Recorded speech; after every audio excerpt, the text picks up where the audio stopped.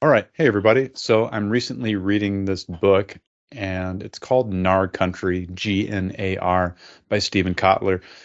Really a pioneer in the research of flow state and focus, and quite simply learning more and being more effective just as a human.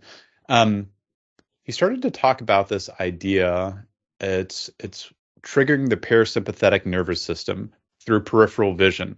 So in other words, when you take your focus off the thing directly in front of you and see, the macro view, you start to relax a little bit and tell your brain, "Hey, everything's okay. I'm just taking it all in." And I started to think about that in terms of technical presentations. So, for example, like you see on screen here, if I'm starting to tell my audience things like, well, I want to call your attention to the upper right of the screen, and you'll see here a confidence rating for this contextual knowledge article. That's important, right? I want them to understand the value of the solutions and the technologies we're selling.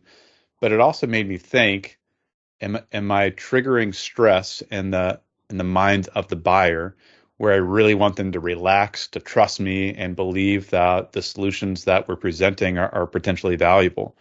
So, for example, I might run a similar presentation and say things like, you'll see in the upper right hand side of the screen. And for a moment, I want you to imagine that you are the support professional for this customer case, and you're able to use the technology to effortlessly solve your customer's problem, the customer that's on the other end of the phone, quickly and the first time. All right, let's get back into the presentation. So, this is my question to you sales professionals and technical presenters out there.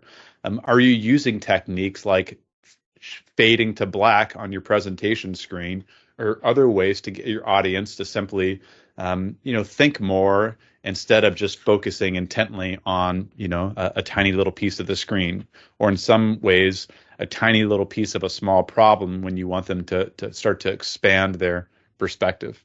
All right, thanks, y'all. Take care.